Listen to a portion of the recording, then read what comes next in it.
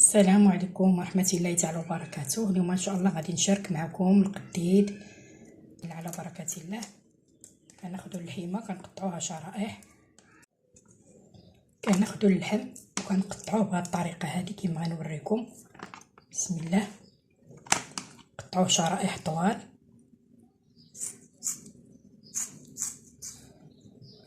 هذا القديد اللي غنصاوب معكم ان شاء الله يمكن لكم طيبوه بالمرق ويمكن لكم طيبوه حتى بالخليع، تصاوبوا به الخليع.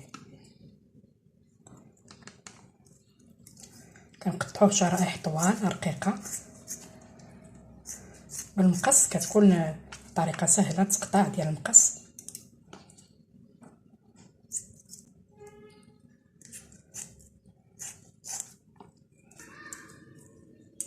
بهذه الطريقه هذه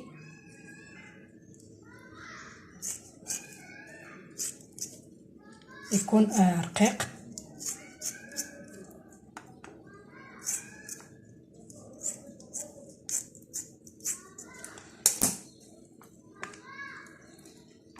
كنقطعوه رقيق باش ما يكونش غليظ ويدير الريحه.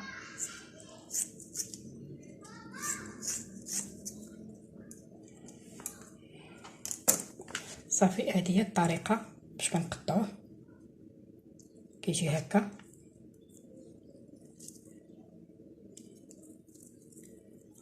اللحيمه محلوله مزيان. هاد الطريقه هذه كنصوب بها انا القديد، ويمكن ليا نصوب به حتى الخليع. غادي نقول لكم الطريقه كيفاش، التوابل اللي كيحتاج، وانا معكم ان شاء الله نكمل التقطاع ديال اللحم. وهذه الدياله نسيت ما وريتهاش لكم، هذه الدياله ديال الحولي. كناخذوها حتى هي وكنفلحوها بالسكين من هنايا، وكنفلحوها حتى من الظهر كيف ما كتشوفوا.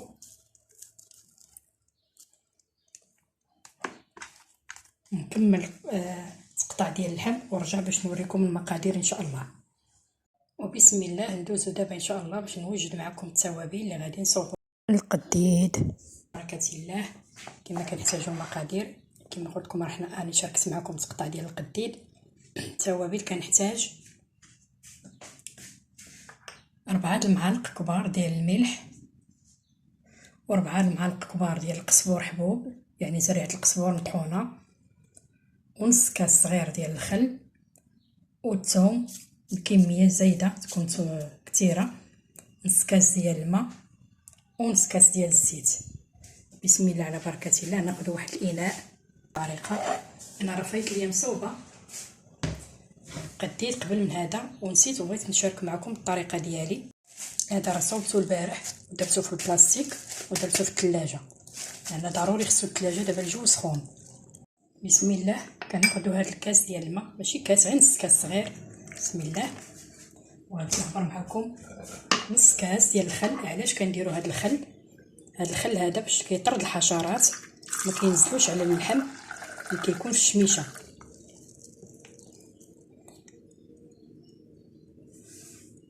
نص كاس صغير. بسم الله.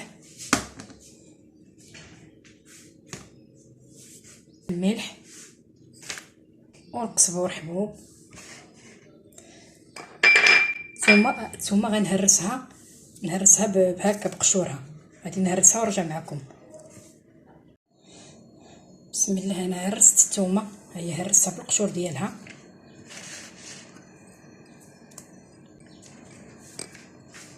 غادي نقول لكم علاش درت غير هاد التوابل هادو، اكتفيت بهم،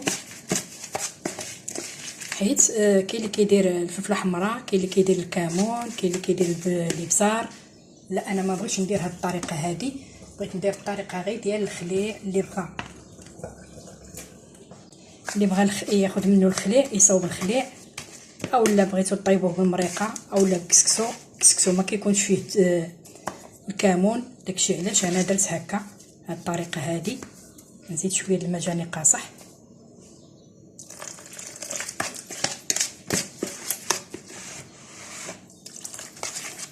انا اكتفيت غير بصبور حبوب والثومه والملح والخل.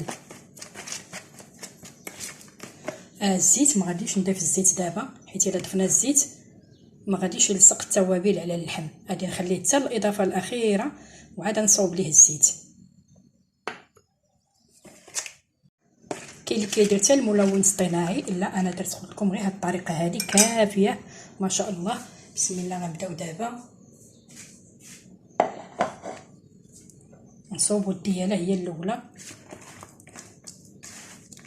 ما شاء الله. غادي تاخذوا وتعمروا في هاد البلايصات اللي مفتوحين.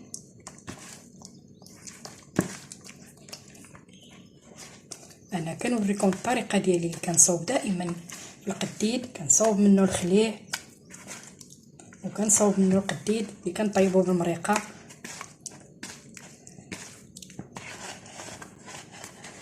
يكون عليه توابل بزاف زايد هانتوما كما كتشوفوا.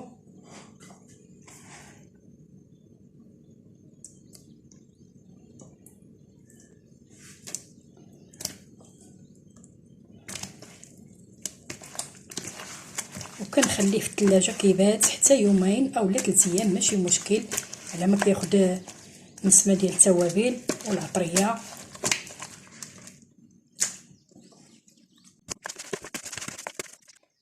نشروه في الشميشه بالنهار وفي المساء ندخلوه باش ما ينزلش عليه داك البروده. دابا عاد غنضيف داك نص كاس ديال الزيت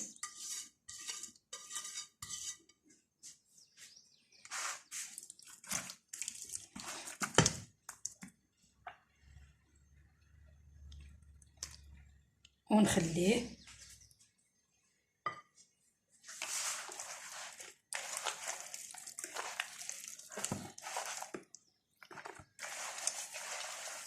نتمنى تعجبكم الطريقه ديالي، وإلا جربتوها ان شاء الله راه ما غاديش تندموا. غادي يستقلكم دائما القديد اللي كيدود ليه ولا المهم كما كتفهموا. انا ما كيدودش ليا هذا القديد، كنشرو غير في البانكو. واللي ما عندوش الشميشه اللي بغى يديرو غير في الفران، كل نهار يطيب الخبز ويطفي الفران على الخبز يديرو في واحد اللاطه ويديرو ينشف. فوق ما يطيب الخبز يديرو في اللاطه ويخشيوه في الفران. ما يطيبوا الخبيز يخشوه في الفران يديرو في واحد اللاطه صافي. وكان هذا هو الشكل النهائي ديال القديد. غادي نخليه 1 يومين او 3 ايام في الثلاجه هكا. دابا راه الجو مبرد شويه على ما تشرق الشمس قاصحه وغادي نشرو. وهذا القشور ديال الثومه راه ملي كيبس القديد كيطيروا بوحدهم ما كيبقاوش. والسلام عليكم ورحمه الله تعالى وبركاته.